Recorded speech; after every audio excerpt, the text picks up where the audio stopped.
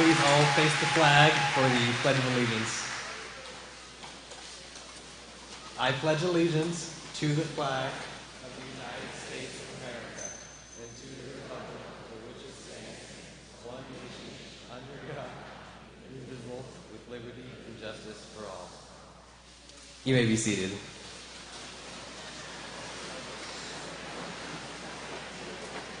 Welcome on this fine morning to the graduation of the class of 2017.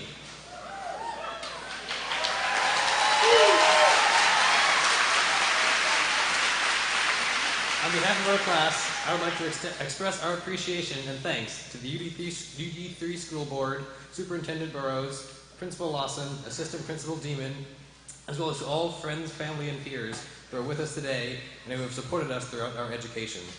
To my fellow classmates in the class of 2017, we did it! Now we just have to be adults. And so, I'd like to welcome now our principal, Mr. William Lawson. Thank you.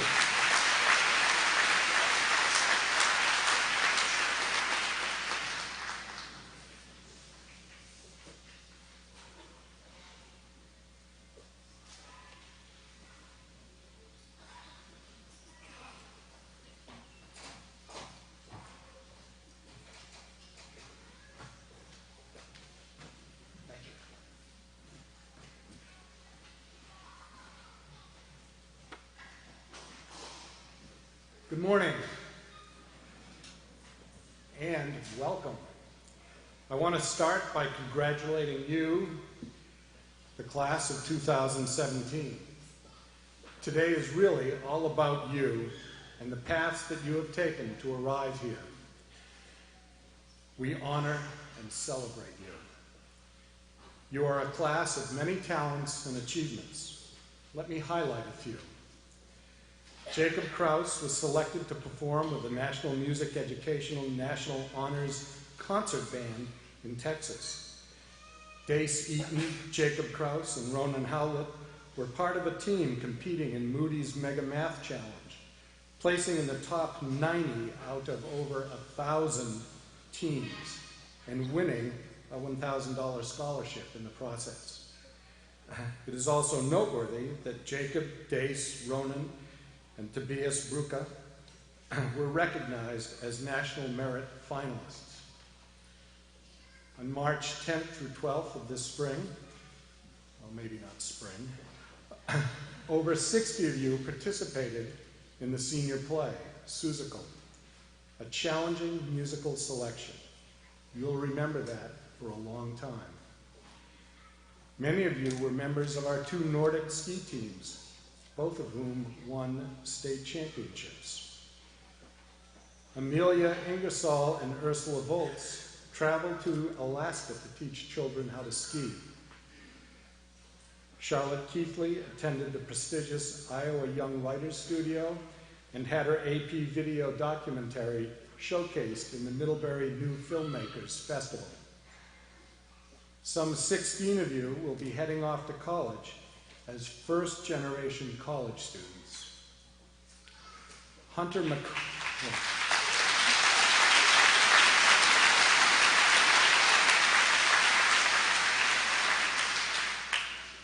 McCrae joined the ACSD tech team as an intern, making a valuable contribution to keeping our technology up and running. Peyton Buxton is the Vermont Gatorade Softball Player of the Year. As a result of a successful work experience this year at Maple Landmark Woodcraft, Philip Jerome will begin working there as a full-time employee starting Monday in the finishing department. Ronan Howlett received the Ting Scholarship for Williams College. He was one of 10 students nationwide to receive this prestigious award. This list of accomplishments, and others too numerous to mention, demonstrate that you are a talented group that has already made a significant impact on the world around you. As you move up in your life's journey, you will find it helpful to consider the following. While there are many obvious examples of people who tempt us to look at the world around us in overly simplified terms, remember you live in a highly complex and interconnected world where there are many intertwined threads. I urge you to listen actively, question incessantly, and attempt to fully comprehend others' points of view. Engage points of view that are different from your own in a civil but inquiring way. We, you and I, can only grow from fully understanding the perspectives of others. Stretch yourselves, don't fear failure, embrace it. Many of the most successful people of our times, the Zuckermans, Gates, Ellisons et al., have built their innovations and accomplishments upon resumes of failure. Find ways to bring balance and reflection to your lives. I recently had the privilege to listen to an MUHS Branching Out presentation. Branching Out is a part of the MUHS Flexible Pathways offering, where your classmate, Thomas Marin, revealed the role of meditation, which he studied. He noted that meditation has given him clarity, organization, and broader life perspectives. It allows introspection, the marinating of ideas, actions, intentions, and hopes. It allows him to recognize patterns, to embrace what he cannot change, and appreciate the world around him. While meditation works for Thomas, there are other ways to achieve balance. Another member of your class, Charlotte Keithley, plans on hiking the Long Trail in the near future. She and her sister plan on producing a short documentary on a young person's perspective of hiking this noted trail. Personally, I find no better way to establish balance and perspective than go for a sail on Nantucket Sound. So I urge each of you, as you move forward in life, to identify your personal means of remaining centered. Finally, don't settle for that which is easiest. Work hard, work with people you like and respect, form lasting friendships, listen and laugh. Volunteer so as to enrich your community while appreciating your own strengths and weaknesses as you make the best of your time on this world. On behalf of the faculty and administration, I urge you to go forward with pride, confidence, and anticipation. Good luck.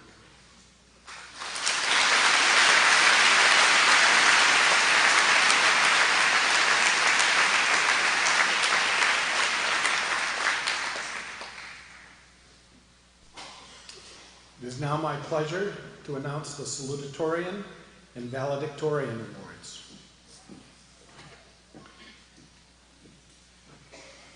It is a distinct honor for me to present these awards. These awards are given to the students of the senior class who have achieved at the highest levels academically. This year, the co-salutatorians for the class of 2017 are Megan Clark, Ronan Howlett, and Jacob Krause.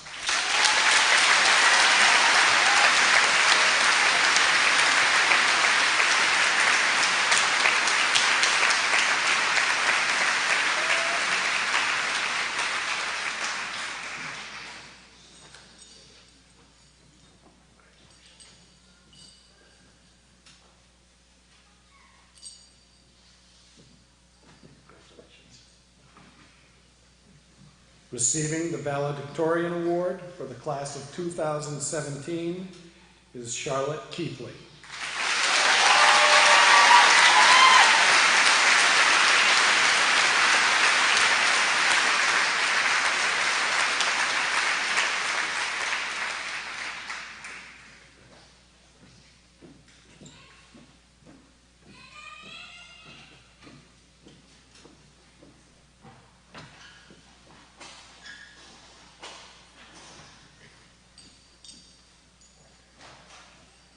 Hello, everyone. Welcome to commencement for the class of 2017. I'd first like to say thank you to the parents and relatives of graduates. Whether you are here today or not, we would like to honor you. Thank you, of course, for your kindness and support, but also thank you for your patience, for your faith, and for your friendship. To our teachers, thank you for making it a little bit harder to get to graduation. You made it more worth it. To our friends, the rest of this speech will be your thank you. 4 years ago, my classmates and I were beginning the summer before our freshman year of high school. It's a time in life when people give you a lot of advice, sometimes solicited, sometimes less so. And all of that advice is well-meaning, but not all of it is very good.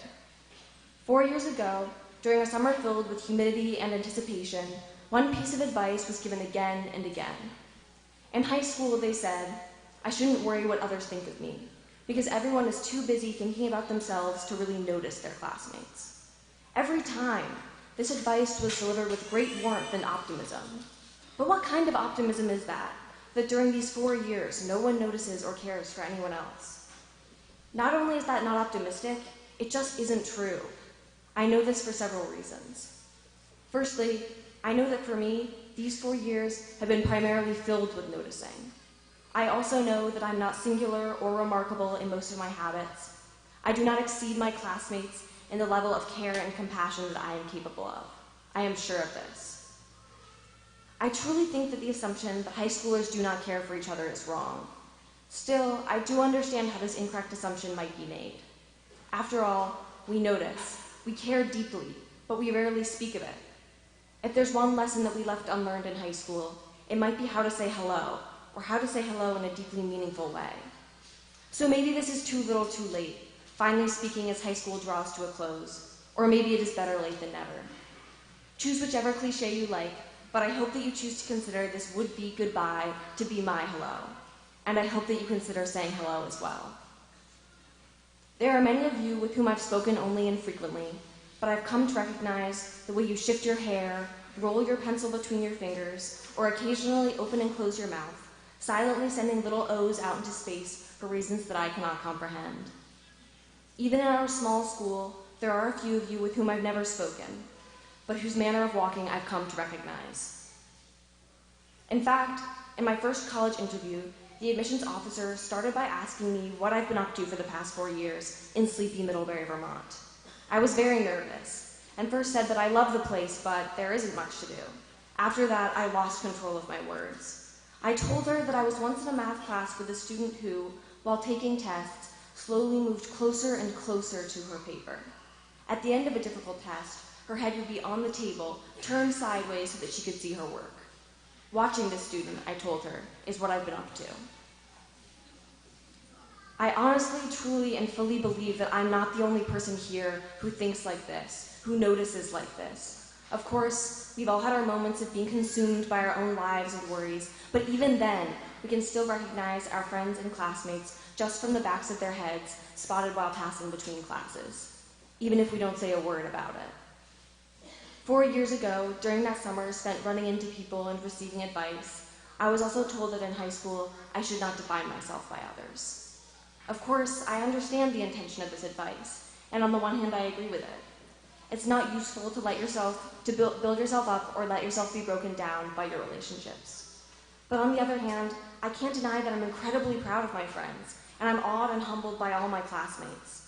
Like everyone else in their class, I've been interrogated during the last year or so, with varying levels of subtlety, by teachers and relatives and interviewers about my future.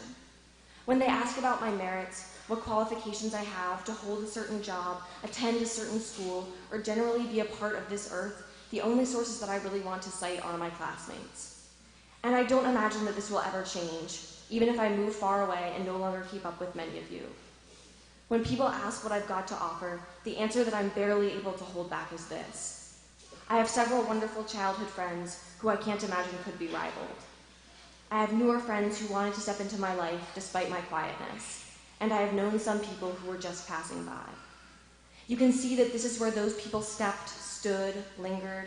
Here is where I sat and had a one-time conversation with a classmate. Here is where I walked in happy silence with a close friend. There were days, fiendishly hot ones in late August, frigid yet somehow snowless ones in mid-January, and unapologetically temperate ones in May, when I was lost or afraid or simply very tired, when you were the small, erroneous part of my heart that made any sense at all. And I know that maybe this all sounds a little fake, a little like something that someone would make up just for a graduation speech. But those of you that have been in class with me know that I don't speak up much. I wouldn't speak just to say something that I didn't mean. So speak, because I didn't until now. Speak no matter the volume or cadence, no matter the language you speak in. A lot of genuine good, genuine care, genuine genius has happened in the last 4 years. I don't think that it deserves to go unspoken. So I honestly congratulate you all on your achievements thus far and your achievements in the future, and I'd again like to say thank you. So I have a final piece of advice that I was given, certainly more than once. I was told not to worry too much about high school because after you graduate, it gets better. And I do hope that it gets better because, like most people, I like better, and I wish better for all of you. But even though I've not always been happy here, I don't really need it to get better. This has all been enough. It's been more than I ever could have asked for. My cup has overflowed here. I hope that this has been enough for you. Thank you. Congratulations to the class of 2017.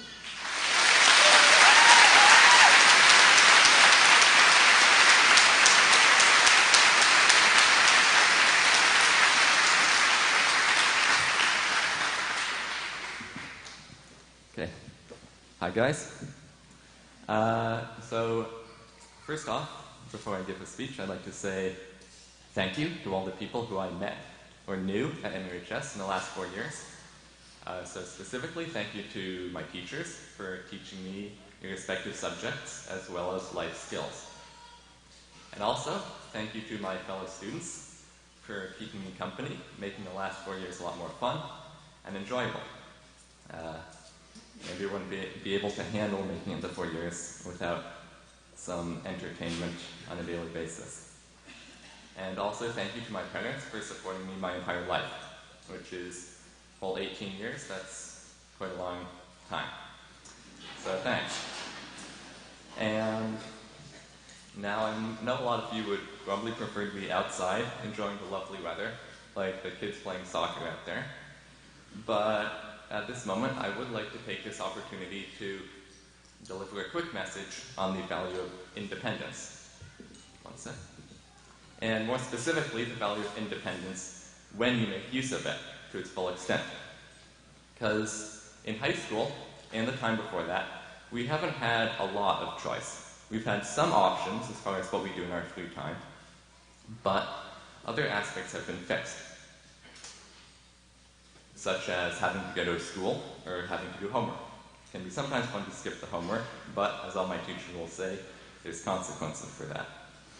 And along the way, many of us have experienced events that gave us more independence, such as getting a driver's license, allowing us to choose how we get to school and if we want to stop on the way, or getting a job, giving us the choice of what we do with the money, or simply turning 18 and getting the rights associated with that. I would imagine that for most people, these were positive changes. But before us today, at least symbolically, we have what is maybe the most significant expansion of liberty that we've had in maybe our entire lives. Many of us will leave our parents' houses, perhaps for the first time, to pursue college, employment, or something completely different. In this new position, we will be less limited. We will have choice as far as what we do, but we'll also have less support from parents, teachers, and so on. So we do have to remain responsible and mature enough to manage this liberty, but if we can do that, which I'm sure we all can, then we have an immense amount of liberty in how we manage our time. And I would say that you all should make use of this increased freedom. Not necessarily to save the world, although you can attempt that, which would be nice, but to do something that is meaningful to you personally, whatever that might be. So many of you will be going to college for the next several years. This should be fun, at least I hope it will be fun. And this will put you in a unique position that combines the liberty of adulthood with the limited responsibility of childhood. So you can try new things as much as you want. And those of you who go directly into the workforce, getting a head start in adulthood, we'll probably have more responsibilities right off the bat. But we'll also get even more freedom. The choice of what job you take, what you do in your free time. And no homework. So, one thing I would say for all of us is that we shouldn't feel as though we need to be limited by what we've been doing in high school. Instead, we should do whatever seems like the most natural and fulfilling thing to do. If we're doing something that isn't helping us live a better and more fulfilling life, then we can simply enough move on, think about ways to move on at least, and do something that we will enjoy even more. One of the points of life is to have fun. And I'd say that all of us have the ability to have a fantastic life. So I would say that simply enough, we should all take each opportunity we have to do so. Have fun, take advantage of your new independence to do things which you enjoy and you feel give value to your life.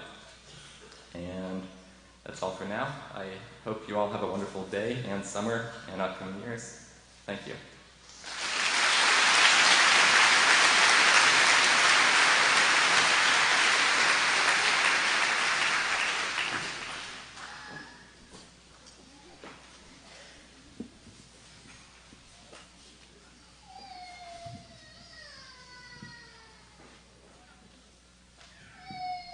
Good morning, everyone.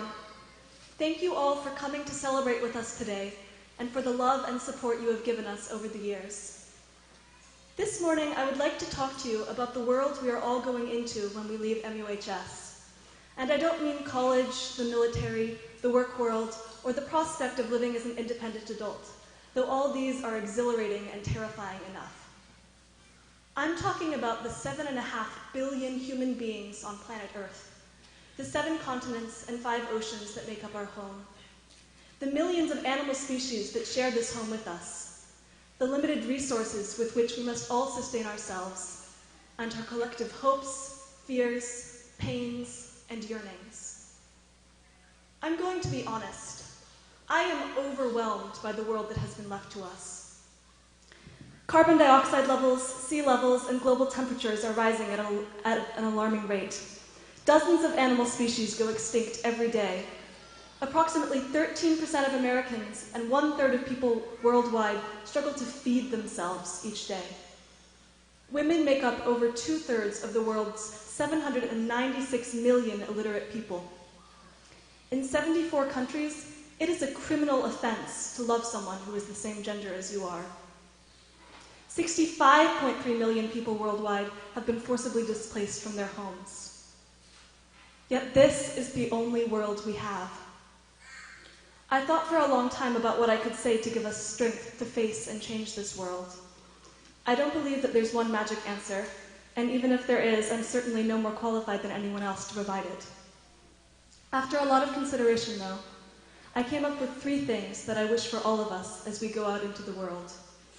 These are things that I struggle with, that I have seen and heard my classmates struggle with, and that I think everyone in our generation struggles with. And yet these are things that I truly believe will make each of our individual lives and our world as a whole better if we can achieve them. First of all, I hope that we can honor, both in our ideals and in our actions, the inherent worth and equality of every human being. I want a world in which everyone, regardless of their race, religion, sexual orientation, gender or gender identity, class, social status, or nationality, is treated with compassion and the utmost respect. I want a world in which none of these identifiers limits the opportunities a person can have in life. Our world is closer to this ideal world today than ever before, and yet, as stigma, discrimination, and hate crimes provide daily evidence, we still have such a long way to go, and all of us as individuals have a long way to go. I would argue that our generation is one of the first for whom tolerance is the societal norm, in which we are expected to accept others. Wonderful as this is, it makes it easier to let intolerance slide. Many of my friends have been shocked by sexist or racist comments that their classmates have made. And yet, if they confront them, they reply either that they were joking or that they are allowed to say that because they're not sexist or racist. Likewise, when we take our ideals for granted, it is easy to betray them in our everyday actions. We can say that we accept people's sexuality and then use "that's so gay" as a put-down. We can say we support transgender rights and then avoid the transgender boy in our school because we feel uncomfortable. So my hope for all of us is that we will remember how much work there is still to be done, that we will treat every person we encounter with basic human decency, and that we will expect others to do the same. Next, I hope that we will learn to listen to each other. We live in a divided nation. Whatever our beliefs, we are all angry and scared. We all know what we know absolutely. In this climate, it is almost impossible to listen. I feel this myself. I'll admit, sometimes when I think about listening to someone with opposing views, I just get mad. When someone's words offend me on the radio, I turn the radio off. It does not seem fair that I should have to listen to ideas that to me are so deeply wrong. It does not seem right to respect those ideas by listening. And yet, fair or unfair, right or wrong, I have to try. We all have to try. Because if we can't listen to each other, there is no hope of change. Listening does not mean agreeing with what another person says. It does not even mean condoning it. And listening does not mean only ever listening, because there is a time to listen and a time to act. I'm not saying it will be easy. In fact, I think that most of the time it will be incredibly frustrating. We will listen to ideas that offend us, that go against our core understanding of right and wrong, that attack us personally or the people we love, and most of the time it will make no difference. And yet, if enough people listen for long enough, sometimes we will get down to the basic human level. When we can see each other as human beings, and when we can get down to the root of all the fear and anger, that is when real discussion and change can occur. Finally, I hope that we can remember what is real and what is valuable. We are constantly bombarded by advertisements and media telling us what we should want, how we should look, what we should believe, and how we should be. In this context, it is difficult to keep track of what is real. We focus more on creating the perfect timeline post for someone's birthday than on the relationship we have with that person. We forget to enjoy the lapping of the waves or the glint of sunlight off the water because we're too busy trying to get the perfect photo of the lake. As one of the few people in this school who does not have a phone, I have sat through countless lunches where it was impossible for me to talk to my friends because they were so engrossed in their virtual conversations with someone else. I feel it eating away at my soul, and I know I'm not alone. And this applies not only to our personal lives, but to the way we approach the world. In this technologically advanced society, it is incredibly easy to proclaim our values without actually doing anything to act on them. Liking a picture in Pantsuit Nation doesn't bring us closer to equal pay for women. Adding an I Stand With Refugees temporary Facebook profile doesn't help the 65 million men, women, and children who are far from home and uncertain about the future. I know that almost all of us, myself included, have done these things at one point or another, and I'm not saying we shouldn't. I think they are a good start. But we need to remember what real change looks like. Even if we must start at the community or the personal level, it is critical that we take real action for the causes that matter to us, whatever they might be. So my hope for all of us as we go out into the world is that we remember to make space for the things that are real and that make life meaningful. Eat dinner with your family, make music, volunteer at the Humane Society, get outdoors, be a friend to someone who is lonely, play a sport, march for what you believe in, make cookies for the community supper, juggle, paint, hunt, frolic in a field, laugh. Do the things, however simple, that make you happy, that make you feel whole, that give you purpose, that make you say, this is why life is worth living. Thank you.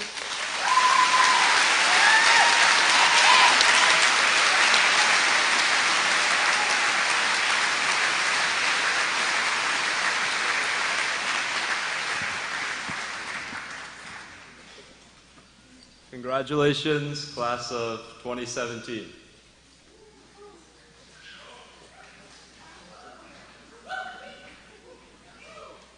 I think that at times we have all wanted to skip ahead to this moment, and at other times we have wanted it to never arrive.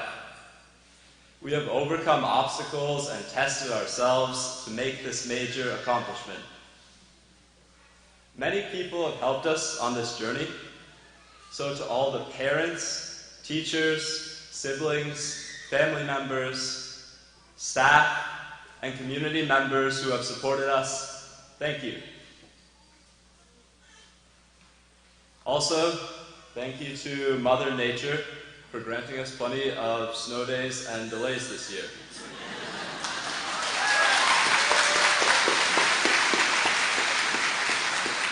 And sorry to all the non-seniors out there, I hope you guys have fun with the extra week and finals.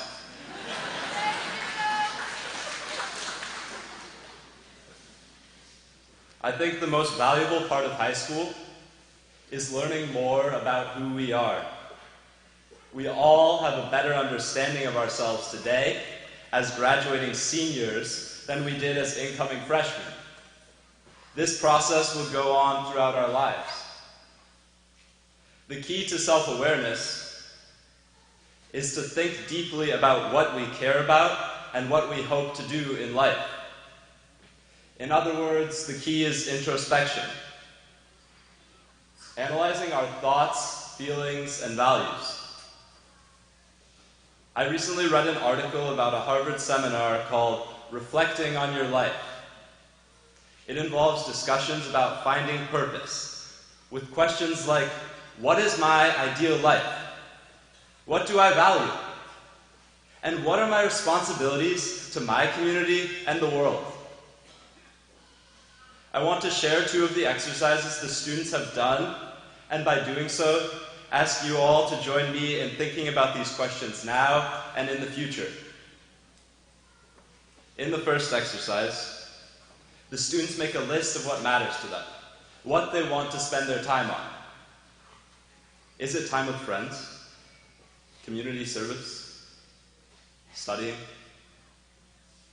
After making that list, they ask, what do we actually spend our time on? Do we use our time in manners that align with our values and wants?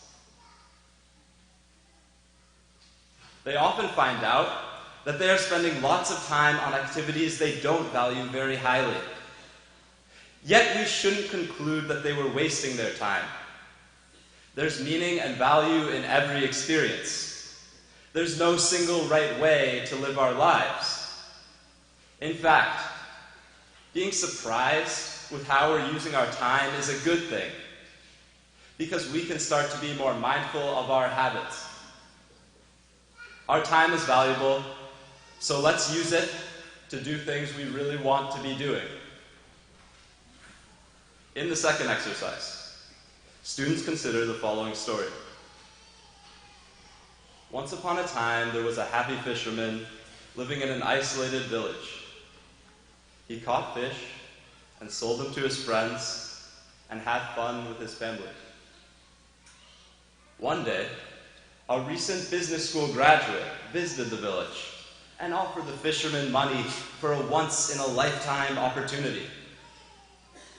With his investment, the fisherman could start a business catching fish, grow the business, and eventually become wealthy and powerful. Once he became rich enough, he could start donating his wealth to charity and improve the world. If you were the fisherman, which choice would you make?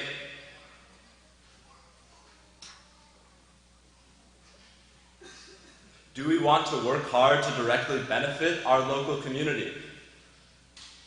Do we want to gain influence to have impact on a larger scale? Or do we want to find a mix between the two? There's no right answer to this question, except the one that's right for you. And that answer might change as time goes by. Either choice can make the fisherman successful if he chooses the life that he truly wants. These 2 exercises teach us to reflect on our thoughts in the past so that we can determine what choices we want to make in the future. Our best lives are our examined lives. If we ask ourselves the right questions, we'll know what we personally define as success, and thus what decisions we need to make to get what we want. As much as we have learned about ourselves in the past 4 years, we are quite likely to learn even more in the years ahead. Class of 2017. If we make the choices that lead us towards fulfilling the goals each of us define for ourselves, it's going to be a good life. Thank you and best of luck.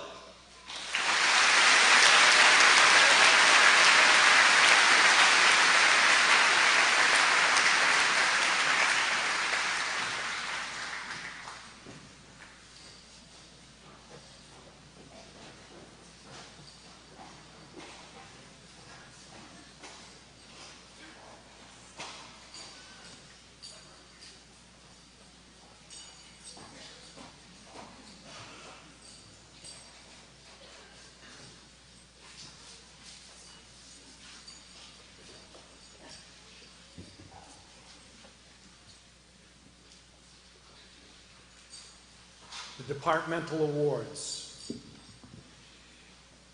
Middlebury Union High School departmental awards are presented each year to members of the graduating class in recognition of their academic achievements. As I read the honorable mention category, would those students please stand to be acknowledged? The recipients will come forward to receive their award from a representative of the department. Assisting for the English department, Karen Green.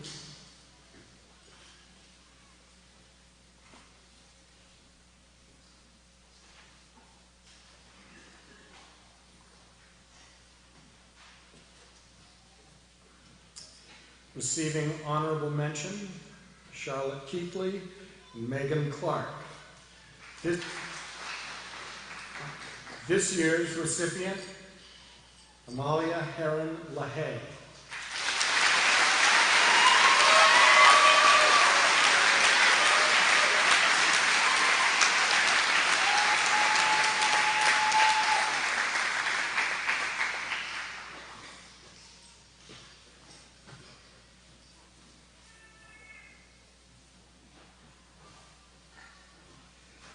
Assisting for Fine Arts, Anne Severy.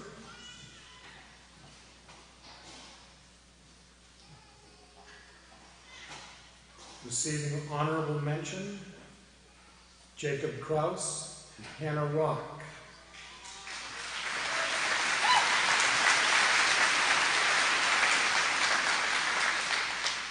This year's recipient, Brooke Rubright.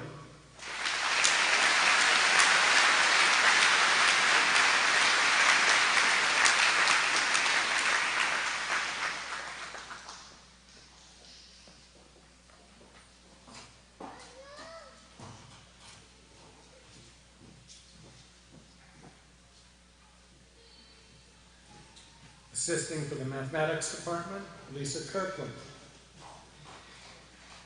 Receiving honorable mention, Jacob Kraus and Indigo Woods.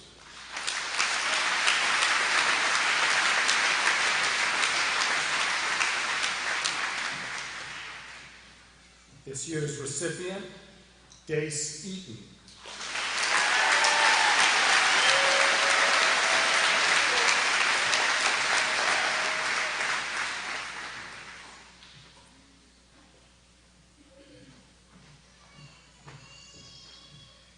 Assisting with science, Cindy Atkins. This year's honorable mention, Annie Gardner and Charlotte Keithley.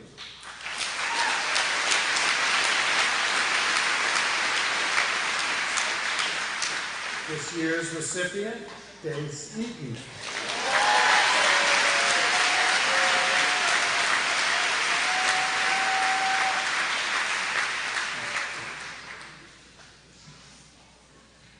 Assisting with Social Studies, Biarki Sears. Receiving honorable mention, Megan Clark and McKenna Hoppinger.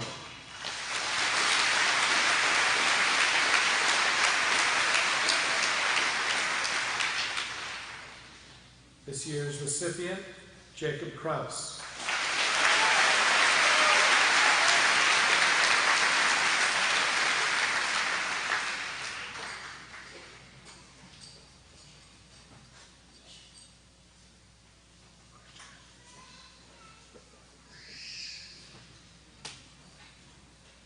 Assisting with World Language, Ariana Bailey. Receiving honorable mention, Lucas Pyle and Amalia Heron Lahaye.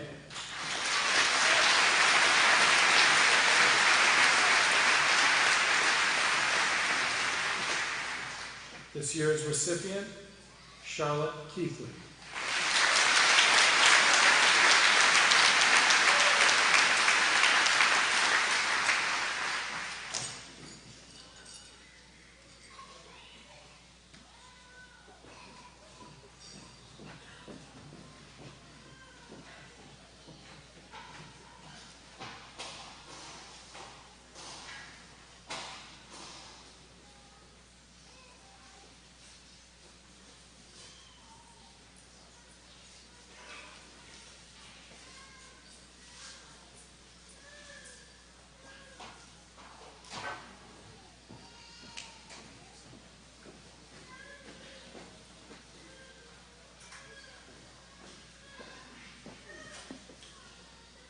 Wow. Good morning, class of 2017. It is an incredible honor to be up here to witness this really powerful moment. Before we start, I would like to acknowledge our MUHS parents, relatives, and friends that helped all of you become who you are and supported you every day. Class of 2017, please stand, turn around, look and find those folks that were pivotal to you being successful here today. If they're not here, look in the direction they are outside the arena.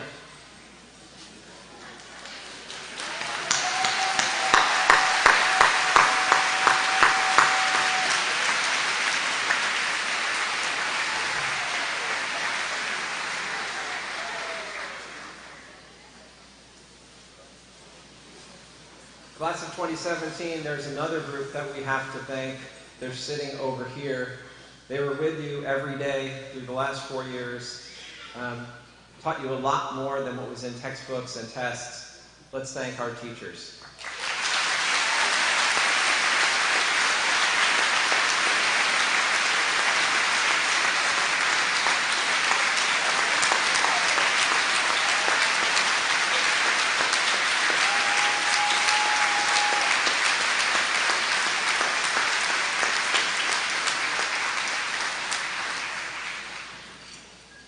And finally, I'd like to thank all of you. Often we thank everybody who helped to get you here, and we forget all of you that bring the vibrancy and life to our schools and community, both to your peers and to those of you that are older that marvel at you and your commitment, heart, and unbridled desire to make the world a better place. Arena, let's stand now and recognize all of them.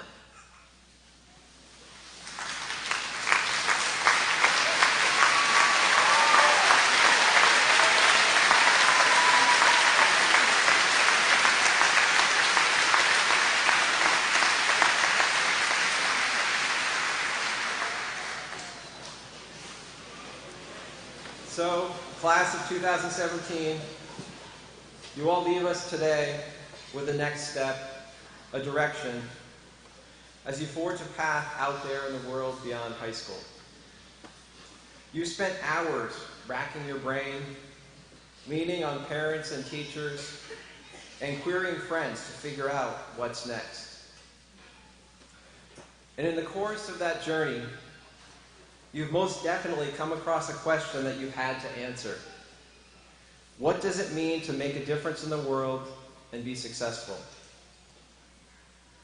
I want to underline the necessity of thoroughly and thoughtfully considering this question and how you defined success. As you look back to how you've shaped your understanding of success, consider how you've constructed that picture. consider how your culture has shaped your view of success, and how you've either shifted your own perspective to absorb that view or strive to move against it as you build your own conception. We've all shaped our own vision of making a difference and being successful among the countless messages we've received from social media, our families, peers, teachers, and community. And you find yourself today with those constructs and messages of success swirling around you. And you sit in the middle, looking out, trying to make sense of which of those messages you'll take into the future as you pursue what success means to you as you become an adult and establish a career. As you look around at those conceptions of success, it can sometimes be challenging to figure out how to make sense of where you are or what you really want to become, because you are both getting pressure from all the people that care about you, asking you what you plan to do, as well as assimilating the relentless messaging you get from the media to move you to pursue success in ways that can be monochromatic and superficial.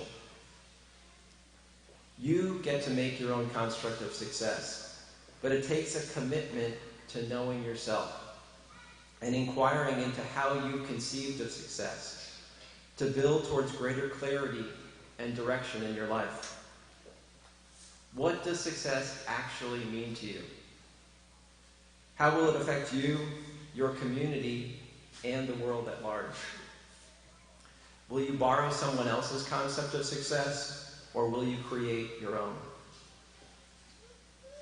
You get to determine it yourself, but you have to be aware and be sure that you firmly grasp the power of this moment and those that approach in the days, weeks, months, and years to come, as you forge your own path with clarity of purpose. It's extremely easy to fall into what's comfortable, to look out at those messages of success and follow them because it's easier than figuring out what's right for you. Many of us can tell you that we've had moments in our lives where we stopped questioning and searching and fell into what seemed easy. My own saving grace in my journey has been a practice of staying aware of how the external world shapes my own sense of self, at times when I felt great pressure to conform.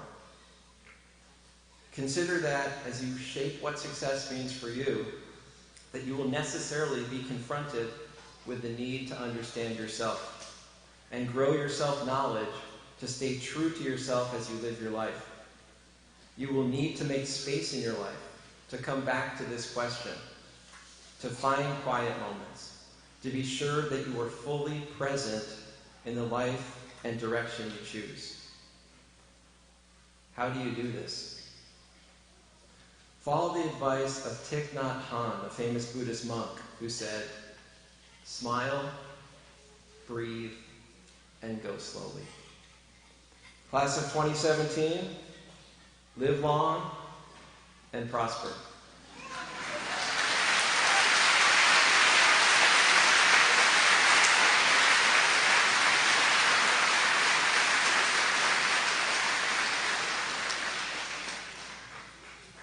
So we will now recognize the class of 2017 and their great accomplishments as we announce our scholarship recipients.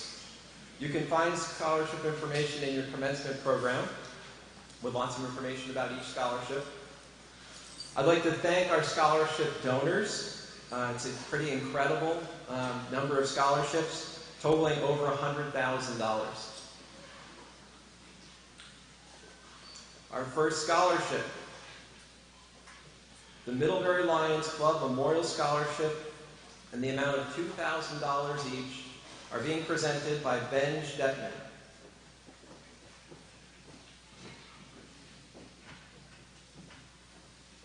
This year's three recipients are attending the University of Vermont, Joseph Langevin. St. Michael's College, McKenna Poppinga. Endicott College, Lilia Smith.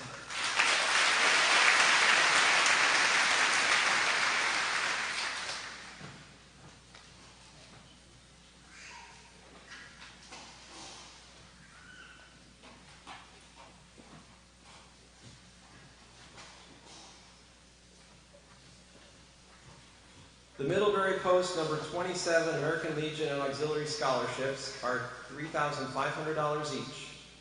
The scholarships are being presented by Joseph DeGray. And if you could hold your applause till I get through the 5 recipients.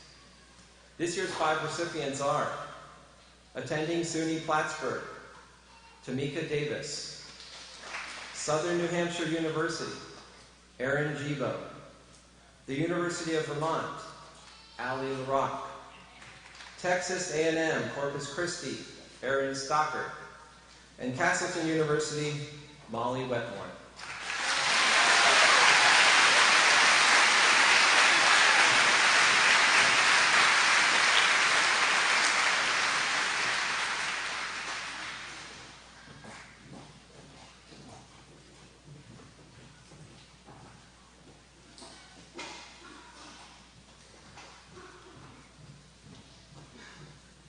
The Middlebury Sons of the American Legion Squadron number 27.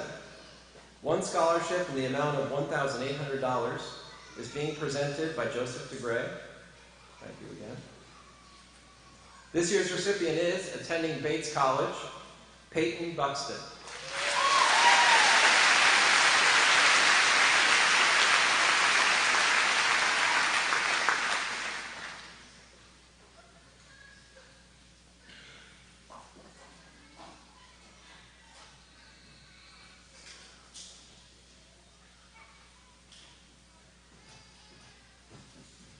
The Middlebury Post number 27, Roger S. Desibray Senior Memorial Scholarship, in the amount of $1,500 is being presented by Todd Desibray. This year's recipient is attending Paul Smith's College, Nathan Warren.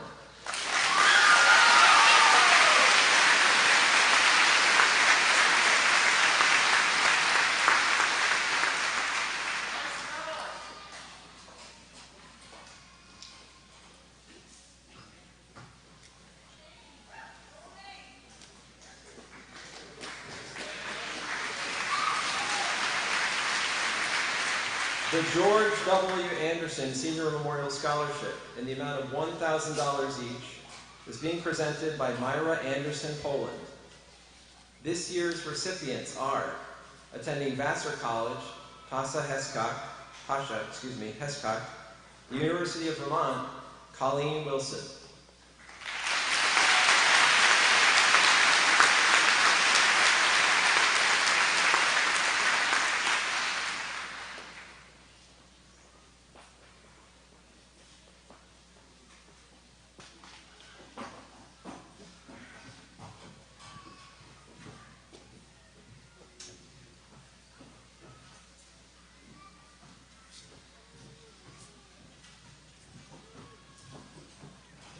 The Stanton S. Lazarus and Eugene M. Lazarus Scholarship for Community Service, in the amount of $500, is being presented by Joel Miller.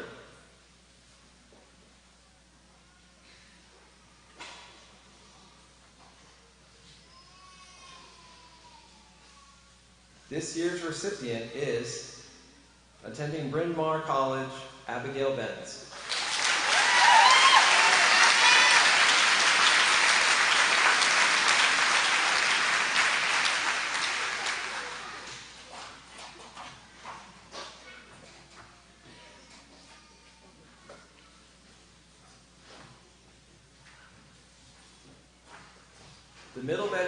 The Middlebury Educators Association Scholarship.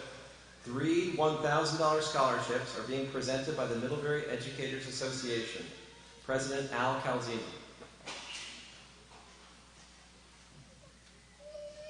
This year's recipients are attending Castleton University, Shania Lawrence, St. Michael's College, McKenna Poppinga, and the University of Vermont, Colleen Wilson.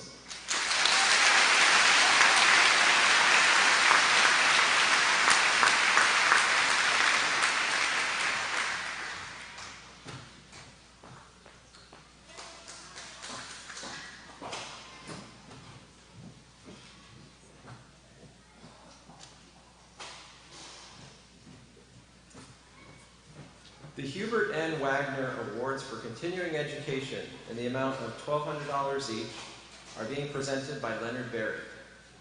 This year's 7 recipients are attending St. Lawrence University, Spencer Carpenter; Middlebury College, Andrew Gleason; Paul Smith's College, Carl Kaufman; Wheaton College, Trey Kaufman; the University of Vermont, Joseph Langevin; Vermont Technical College, Maverick Payne; and Paul Smith's College, Nathan Warren.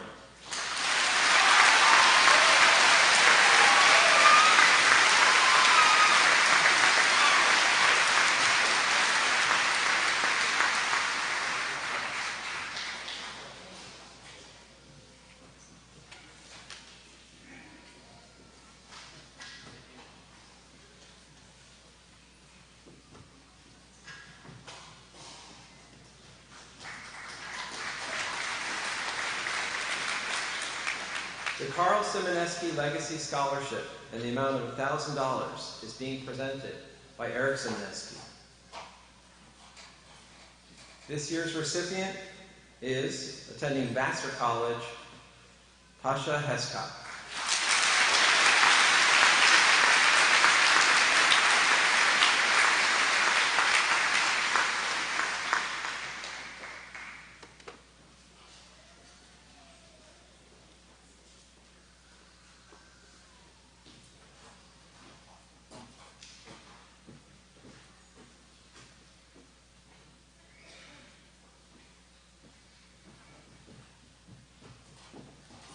The Bill Andrews Memorial Scholarship, sponsored by LC Jazz, in the amount of $1,000 is being presented by Liz Laveau. This year's recipient, attending Lawrence University, is Lauren Turner.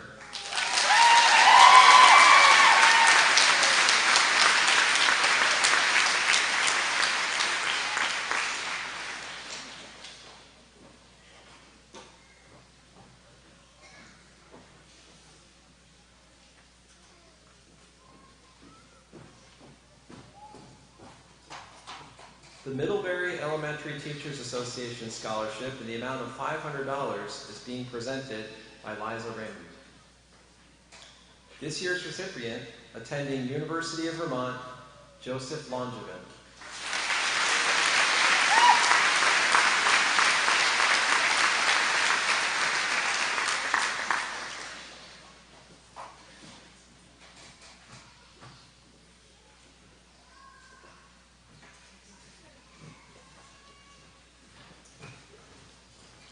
The Ronald A. Minnelli Memorial Scholarship in the amount of $1,000 and renewable for 3 additional years is being presented by Michael McLaughlin.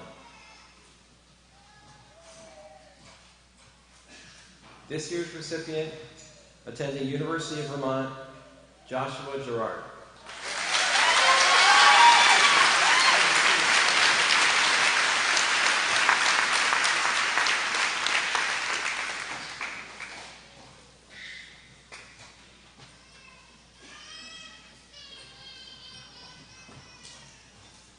The Middlebury High School, Middlebury Union High School Alumni Scholarships. 5 scholarships in the amount of $2,000 each will be presented by Heather Provencher. This year's recipients are, attending Vassar College, Tasha Hescott; Wheaton College, Trey Kaufman; the University of Vermont, Allie LaRock; Colby Sawyer College, Brooke Rubright; and Endicott College, Lilia Smith.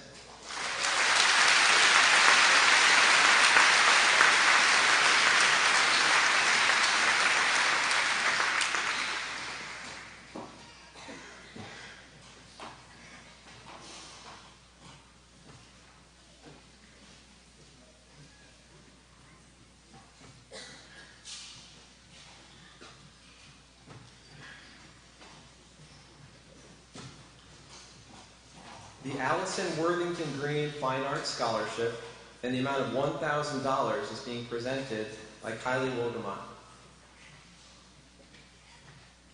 This year's recipient is, attending Endicott College, Lilia Smith.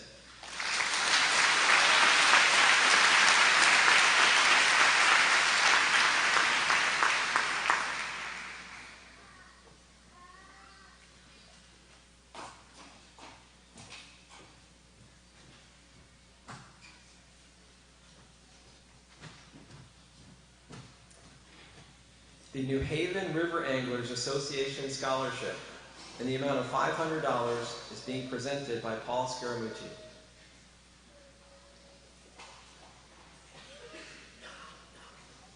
This year's recipient, attending Paul Smith's College, Carl Kaufman.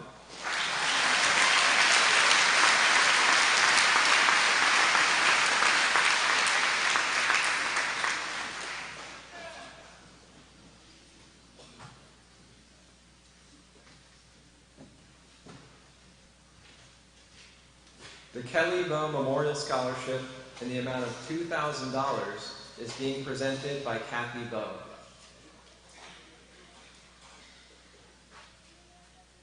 This year's recipient is, attending University of Virginia's College of Wise, Riley Fenster.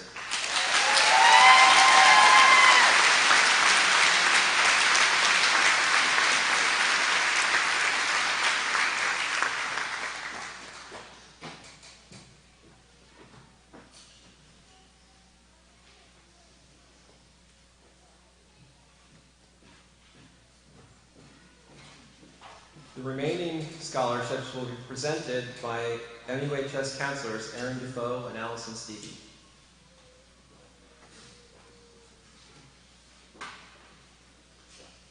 Vermont Student Assistance Corporation Vermont Honor Scholarship in the amount of $1,000 is being presented to, attending Yale University, Charlotte Keithley.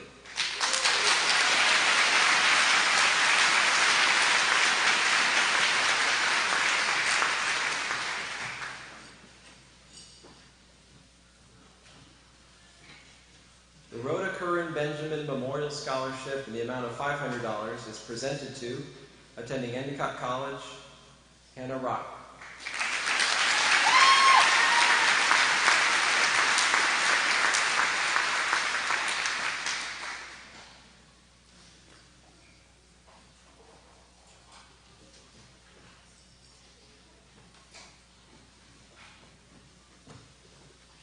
The Coach Joe Fillion Scholarship, 3 scholarships in the amount of $500 each will be awarded. This year's recipients are attending Bates College, Peyton Buxton, Wheaton College, Trey Kaufman, and the University of Vermont, Allie LaRock.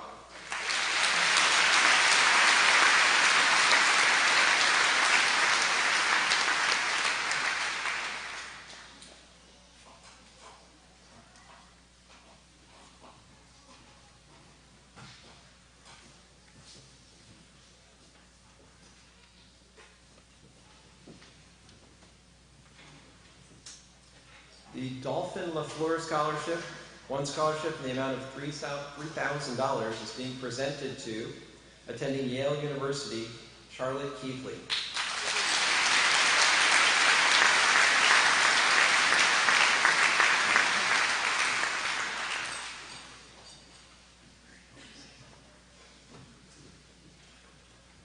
The Eunice B. Farr Incentive Award in the amount of $1,000 is being presented to, attending University of Montana, Alan Campbell.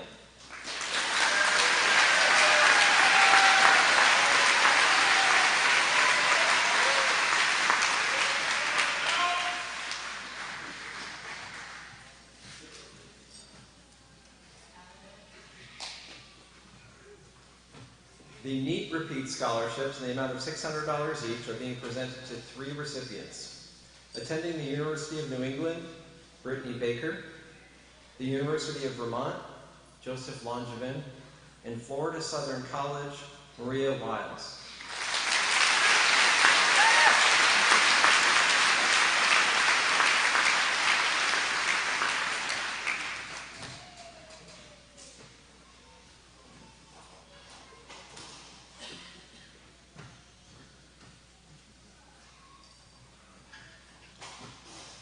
The Shirley Pominville Scholarship in the amount of $200 is being presented to attending Southern New Hampshire University, Erin Givo.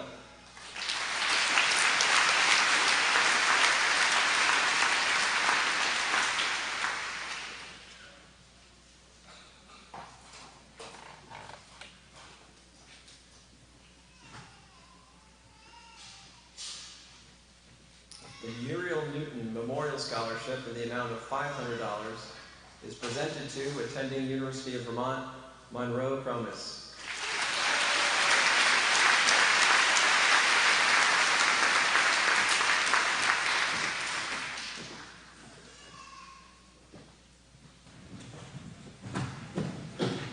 The Esther R. Bingham Memorial Scholarship in the amount of $725 is presented to attending St. Michael's College, McKenna Poppinga.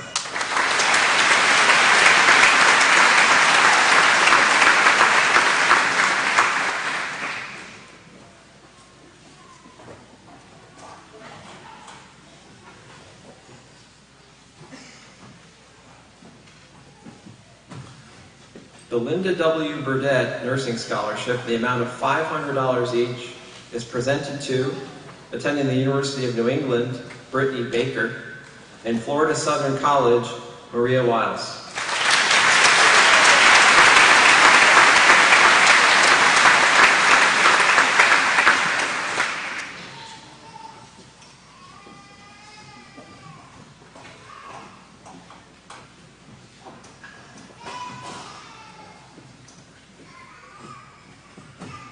The James D. Danio Junior Legacy Scholarship in the amount of $250 is presented to attending Middlebury College, Eli Miller.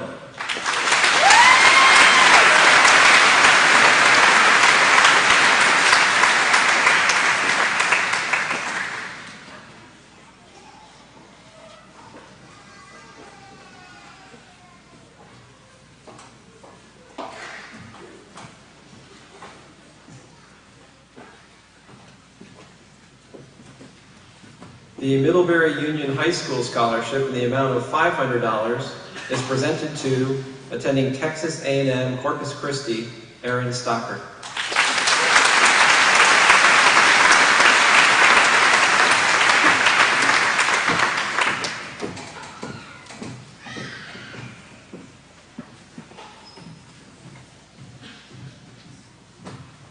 The Ethel Rogers Scholarship, this scholarship in the amount of $2,000, is being awarded to attending Mount Holyoke College, Allison Sherrier.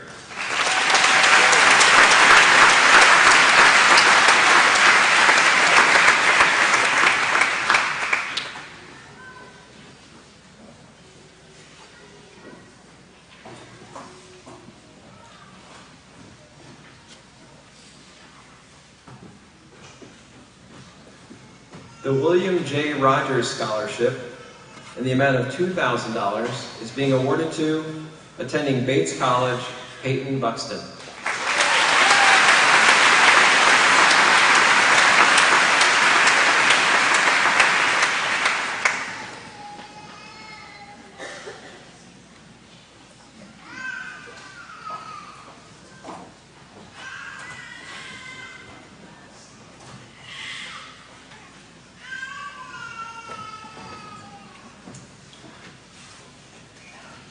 We're getting close.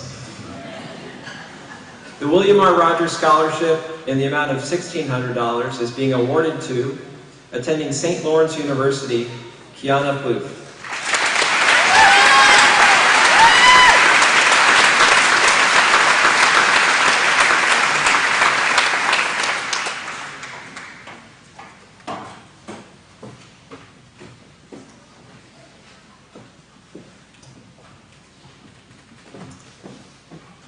The Marie Crovat Awards are being presented to 26 recipients. I'm going to read the first 13, and then we'll open for applause, then I'm going to call up the next 13. Attending University of Vermont, Wayne Alexander. University of New England, Brittany Baker. Bryn Mawr College, Abigail Benz. University of Vermont, Lee Boglioli.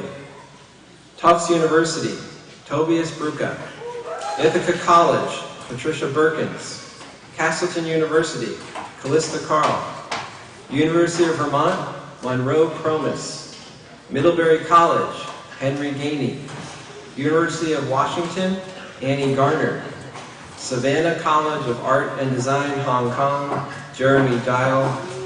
Middlebury College, Andrew Gleason. And Bates College, Amelia Ingersoll.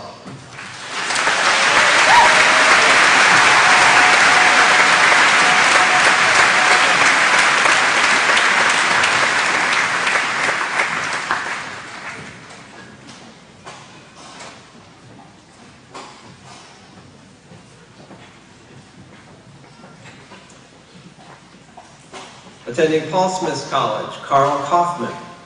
University of Michigan, Jacob Krause. University of Vermont, Thomas Marin. Middlebury College, Eli Miller. Paul Smith College, Bethany Orvis. St. Michael's College, Catherine Oster. Endicott College, Hannah Rock. Berklee College of Music, Micah Rubin. University of Rhode Island, Darcy Statz. Westminster College, Sullivan Swearingen. Concordia University, Molly Taylor. College of the Atlantic, Indigo Woods. And Salve Regina University, Claire Wolfman.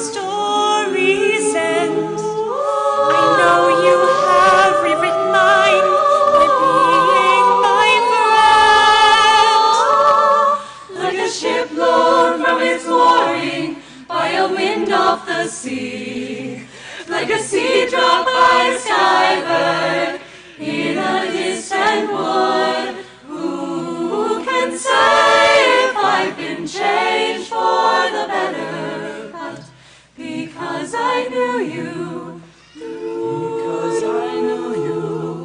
I have been changed for good. And just to clear the air, I ask forgiveness for the things I've done you blame me for.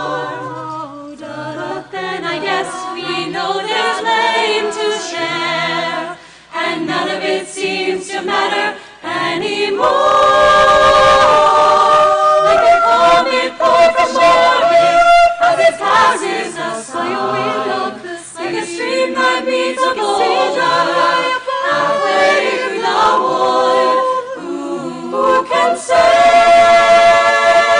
if I've been changed for the better? I do believe I have been changed for the better.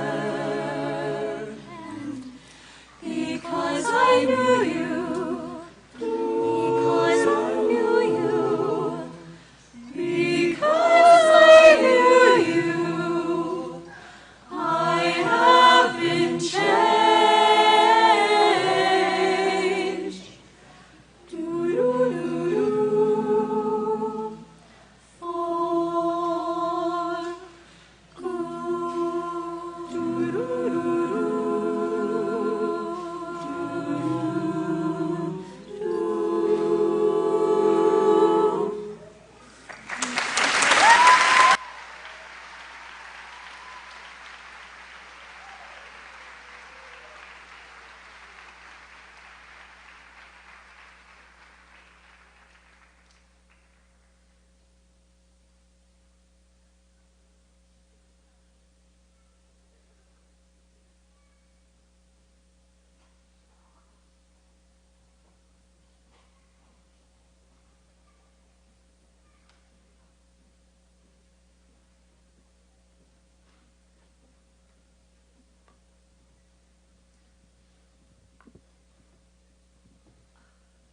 I'd like to acknowledge two longtime, dedicated, exceptional teachers who are retiring this year from MUHS.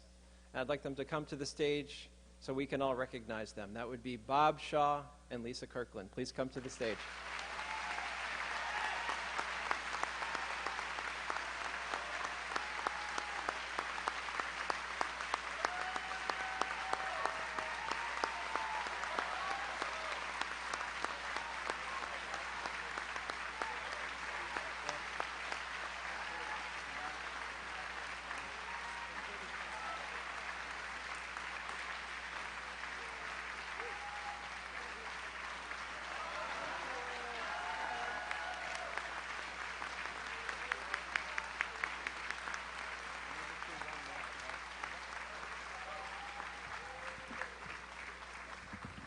You may actually want to keep standing because I also want to recognize someone who's going to be recognized later this week at MUHS.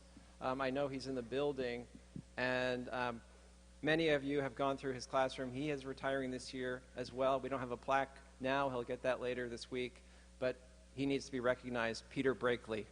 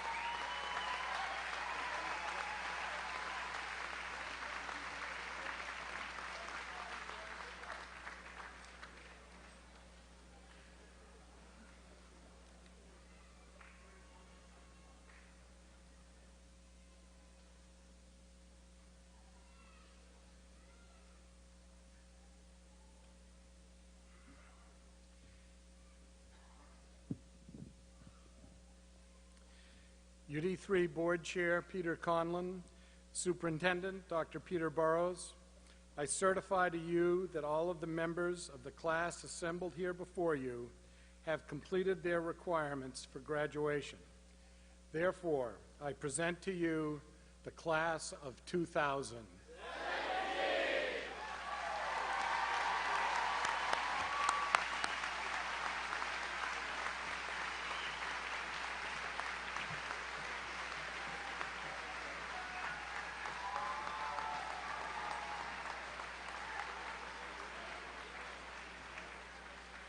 The following students are unable to be with us today. However, I wish to recognize them as graduates.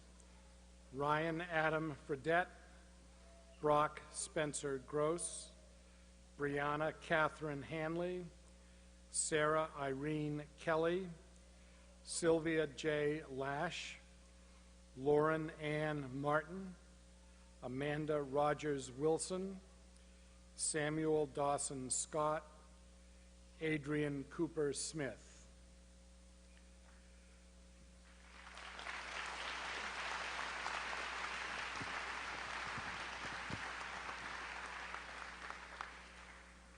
Dace Eaton.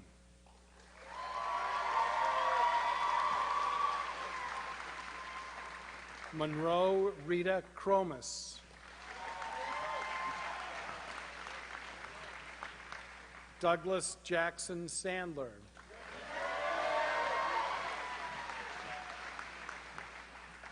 Aaron Stalker.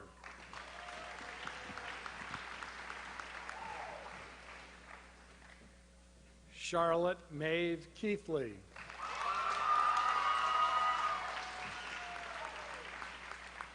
Megan Quetzal Clark.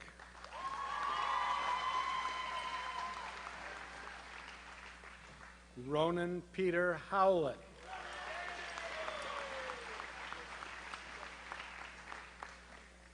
Jacob Kraus.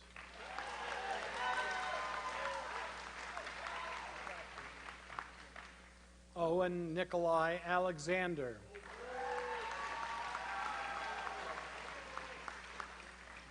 Isaiah D. Anderson.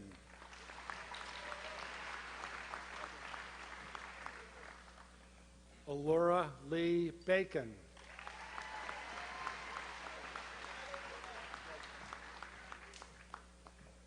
Brittany Ann Baker.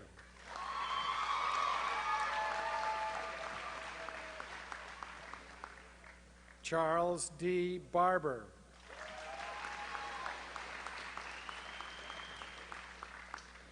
Joanna May Barrett.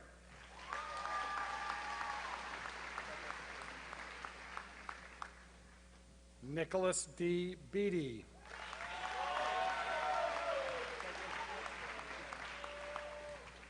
Pearson Clark Beatty.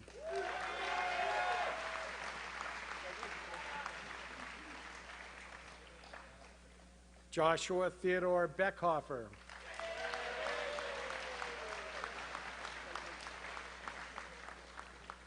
Abigail E. Benz.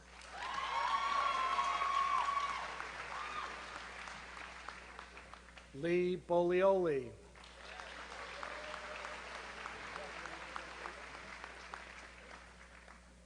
Tobias Bodewayne Francesco Bruca.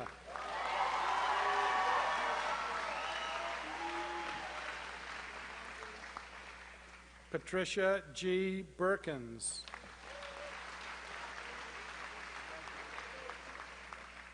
Raymond Ryder Bushy.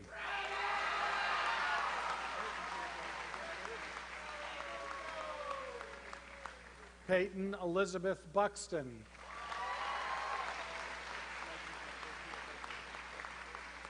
Alan J. Campbell.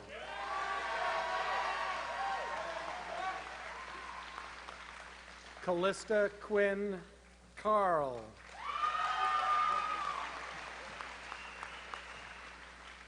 Spencer Liam Carpenter.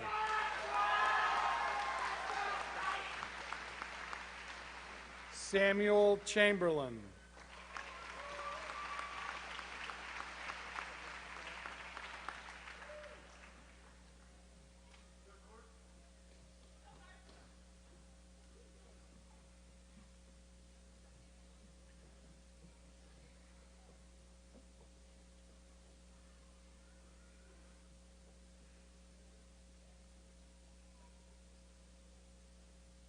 Allison Nicole Sherrier.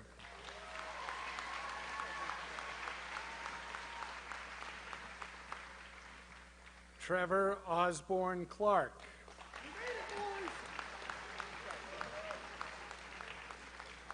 Ryan M. Cook.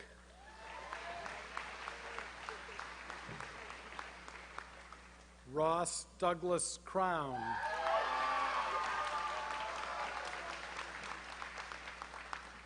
Tamika Davis.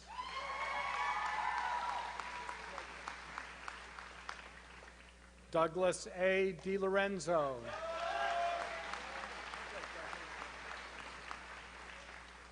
Wes H. Donor.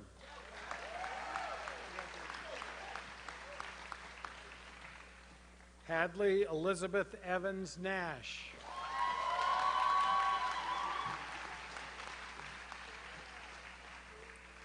Riley Elizabeth Fenster.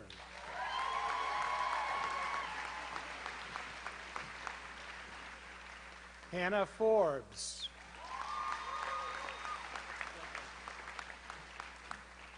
Skylar Franklin.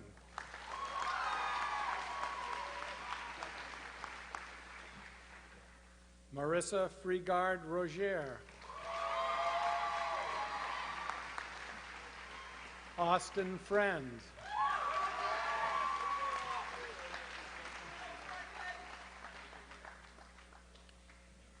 Henry Till Gainey.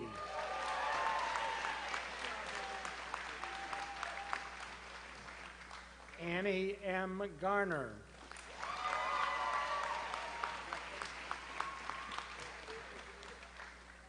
Aaron B. Gibo.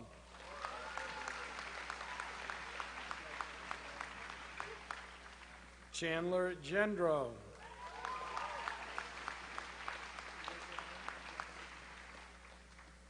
Jeremy Jin Guile.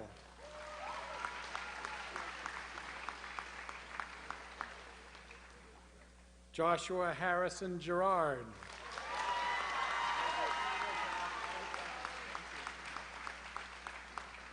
Andrew Buckley Gleason.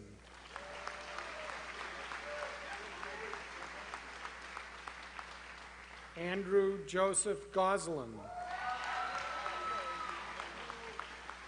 Elijah Avery Hamilton.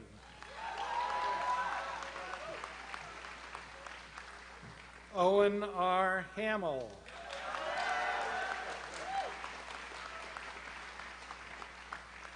Hayden Eric Heffernan.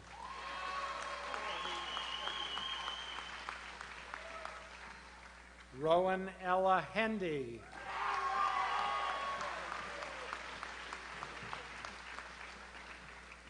Amalia Maria Heron LaHaye.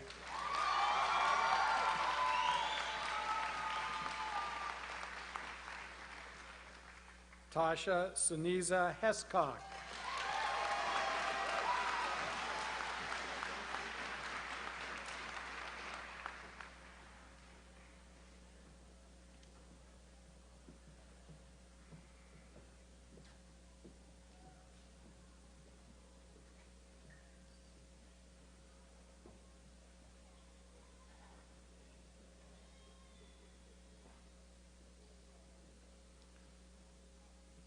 Anna Hickley.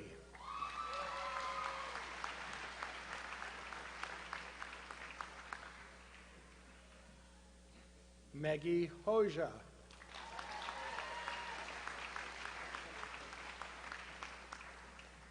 Aaliyah Yvonne Hutchinson.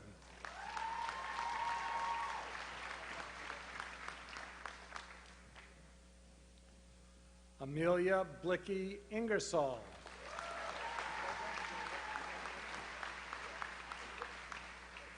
Philip Charles Jerome.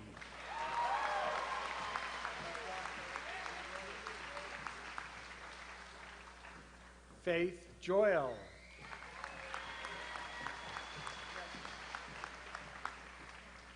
Carl P. Kaufman.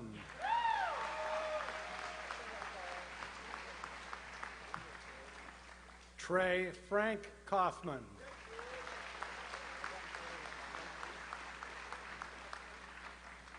Michaela Lynn Kimball.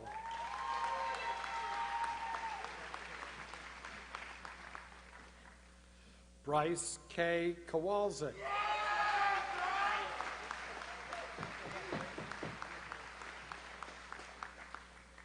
Bree M. Laframboise.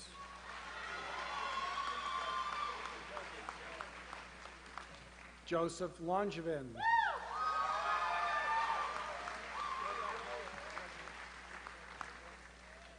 Allie Marie Larocque.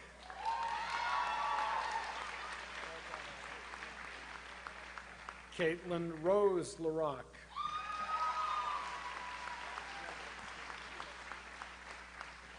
Shania Lynn Lawrence.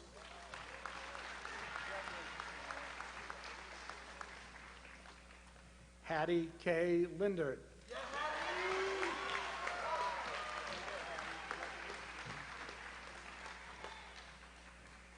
Kelsey Michael Manny.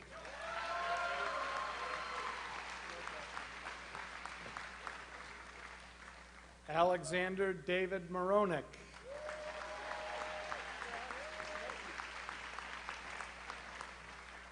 Thomas Adirondack Marin.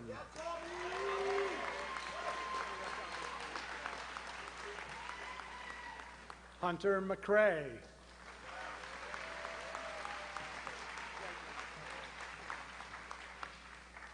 Dawson J. McGrath.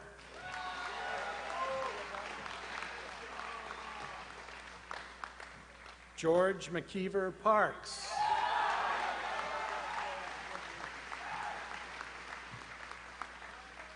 Patrick Charles Messenger.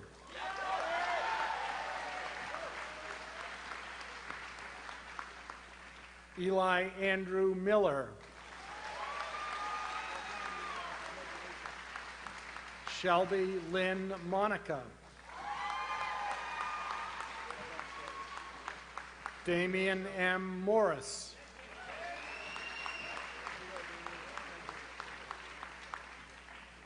Kess Moulton.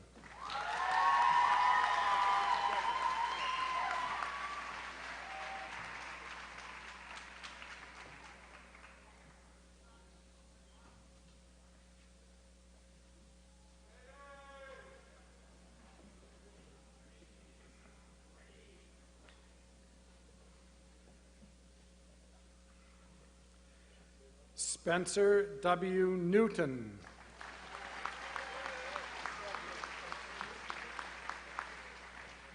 Martin Nemo.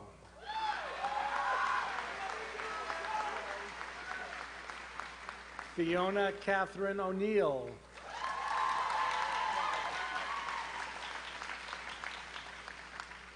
Bethany Mae Orvis.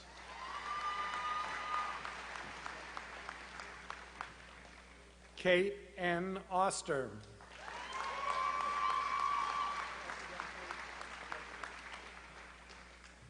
Maverick Dylan Payne.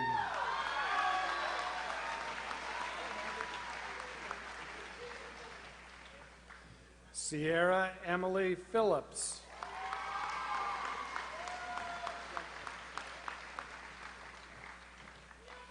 Kiana Jade Amira Pluth.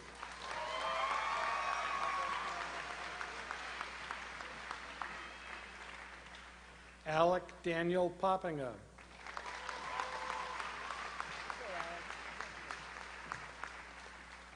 McKenna Jane Poppinga.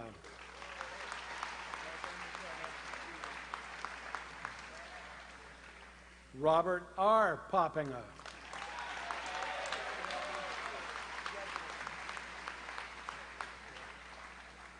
Harlow Punderson.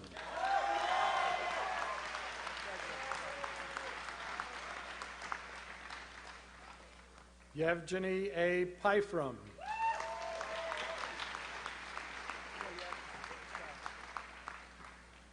Lucas Pyle.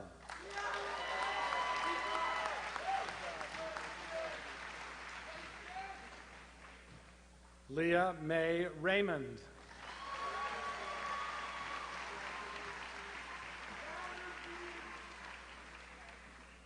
Jessica Elizabeth Rich.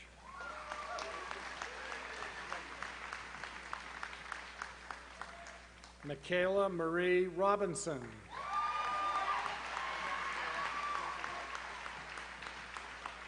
Hannah Rock.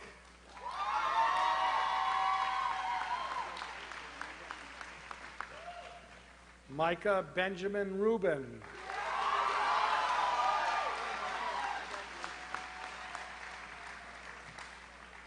Brooke Rubright.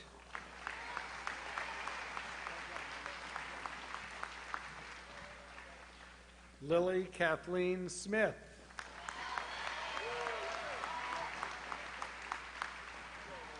Shayla Ann Smith.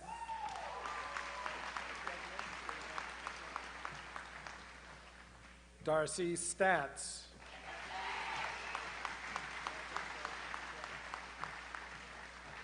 Sullivan Christopher Swearingen.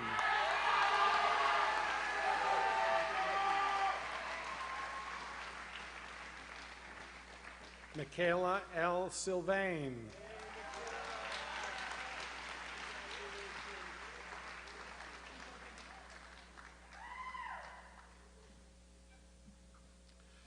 Molly Elizabeth Taylor.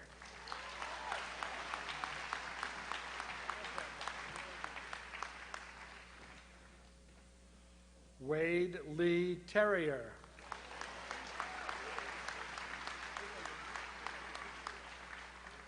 Zoe Taboto.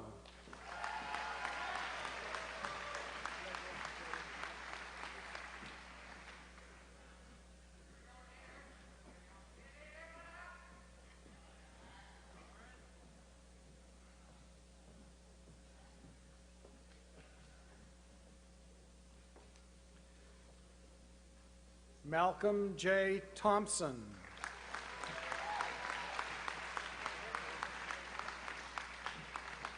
Andrew Wyatt Patrick Tremblay.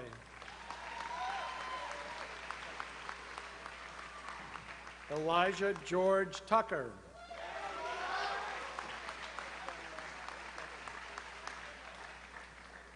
Lauren May Turner.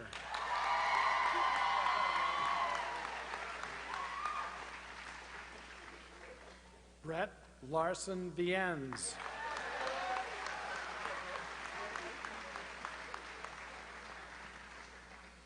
Ursula E. Voles.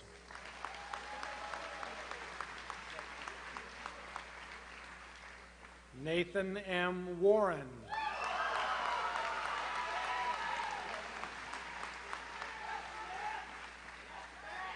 Maria Ann Welsh.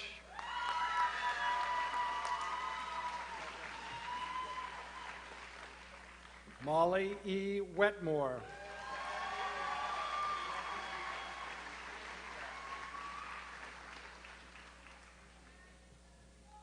Maria Catherine Wiles.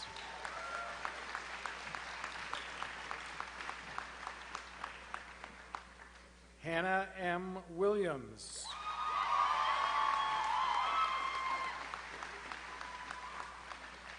Colleen J. Wilson.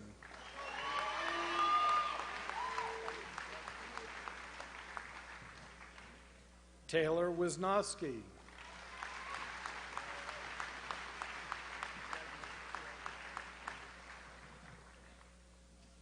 Indigo H. Woods.